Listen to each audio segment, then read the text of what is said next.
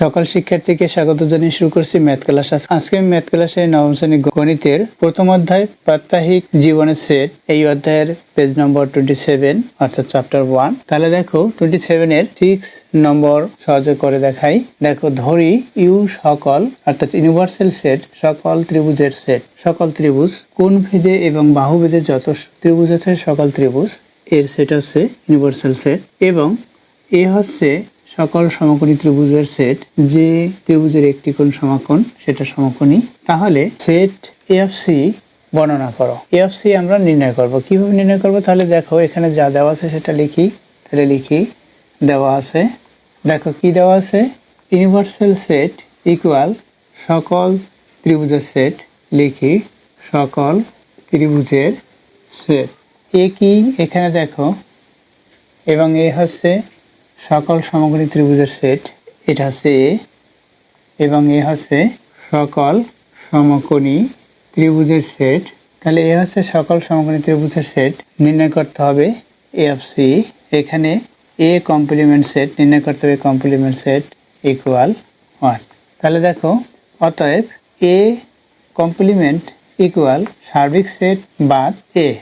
এখানে সার্বিক সেট কি? সকল ত্রিভুজের সেট, এটা হচ্ছে সার্বিক সেট। অর্থাৎ এইভাবে লিখতে পারি আমরা, সকল ত্রিভুজের সেট এটা হচ্ছে, অর্থাৎ এখানে সকল ত্রিভুজের সেট, এটা যদি আমি উদাহরণস্বরূপ দেখিয়ে দেই, দেখো সকল ত্রিভুজ বলতে বোঝায় 90 ডিগ্রি চেয়ে ছোট কোণ অর্থাৎ সূক্ষ্মকোণী ত্রিভুজ, এবং 90 ডিগ্রি চেয়ে বড় হবে যেটা অর্থাৎ স্থূলকোণী ত্রিভুজ।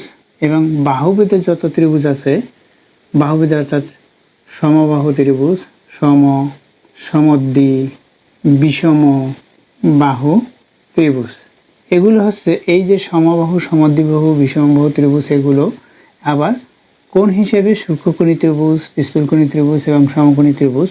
এভাবে এই যে সকল ত্রিভুজ হচ্ছে সার্বিক সেট। এখানে এগুলো হচ্ছে সার্বিক সেট, এই সবগুলোই সার্বিক সেট। এখান থেকে আবার আমাদের মাইনাস করতে হবে এ কি? এ হচ্ছে সকল সমকোণী ত্রিভুজের সেট। এ হচ্ছে সকল সমকোণী ত্রিভুজের সেট, এটা হচ্ছে এ।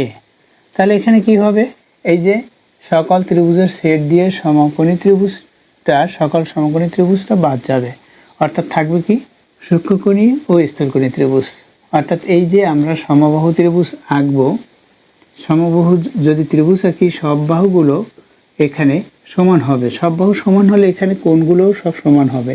আমরা জানি ত্রিভুজের তিনটি কোণের সমষ্টি 180 ডিগ্রি বা 2 সমকোণ, অর্থাৎ 2 × 90 ডিগ্রি, এটাকে বলা হয় এই 2 সমকোণ। তাহলে 90 ডিগ্রিতে সমকোণ হয় 2 সমকোণ। আমরা এটা কথায় লিখতে পারি 2 সমকোণ। অর্থাৎ এখানে 2 সমকোণ, যদি বাহুগুলো সমান হয় তাহলে কোণগুলোও সমান হবে। অর্থাৎ 180 ডিগ্রিকে 3 দ্বারা যদি ভাগ করি, প্রত্যেকটি ক্ষেত্রে 60 ডিগ্রি হবে। সুতরাং এই 60 ডিগ্রি কোণটাকে আমরা কি কোণ বলতে পারি? সূক্ষ্মকোণী ত্রিভুজ। অর্থাৎ 90 ডিগ্রির চেয়ে ছোট কোণকে সূক্ষ্মকোণ বলা হয়। 90 ডিগ্রির চেয়ে সামান্য ছোটও যদি হয়, অর্থাৎ এইভাবে 89.5 এভাবে কাছাকাছি হলেও সেটাও সূক্ষ্মকোণী হয়, কারণ 90 ডিগ্রির চেয়ে ছোট কোণকে সূক্ষ্মকোণী ত্রিভুজ বলা হয়, যে ত্রিভুজের কোণের মান 90 ডিগ্রি চেয়ে ছোট। তাহলে এখানে দেখো 60 ডিগ্রি প্রত্যেকটা মান, তাহলে এটা একটা সূক্ষ্মকোণী ত্রিভুজ। তাহলে এখানে কি থাকবে? সূক্ষ্মকোণী আর স্থূলকোণী ত্রিভুজ। এখানে থাকবে কি? থাকে এখানে সকল, এখানে সকল। তাহলে লিখি সকল সূক্ষ্মকোণী ও স্থূলকোণী ত্রিভুজ, এটা থাকে। অর্থাৎ সি কমপ্লিমেন্টের মান হয় এটা।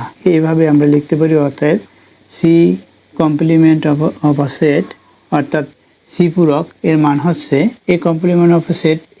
এর মান কি হবে? A complement of a set আবার এ পূরক একই, অর্থাৎ এটাও সার্বিক সেট থেকে এ বাদ যায়, সুতরাং এটাও সার্বিক সেট থেকে এ বাদ। সার্বিক সেট হচ্ছে ইউনিভার্সাল সেট। তাহলে আমরা এখানে কি লিখতে পারি? লিখতে পারি সকল সূক্ষ্মকোণী ও স্থূলকোণী ত্রিভুজের সেট।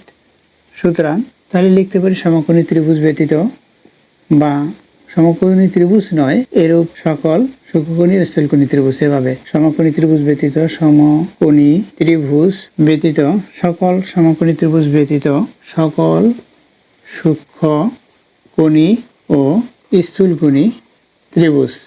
সুতরাং সি কমপ্লিমেন্ট এর অ্যান্সার হবে এটা। এটাই হচ্ছে অ্যান্সার। এটাই বর্ণনা। এখানে শুধুমাত্র এ কমপ্লিমেন্ট অফ সেট এটা নির্ণয় করতে বলেছে। এ কমপ্লিমেন্ট অফ সেট হচ্ছে সমকোণী ত্রিভুজ ব্যতীত সকল সূক্ষ্মকোণী ও স্থূলকোণী ত্রিভুজের সেট হবে, এটা হবে অ্যান্সার। আশা করি এটি বুঝতে পেরেছো। এতক্ষণ ম্যাথ ক্লাসের সাথে থাকার জন্য সকলকে ধন্যবাদ জানিয়ে আজকের মতো বিদায় নিচ্ছি।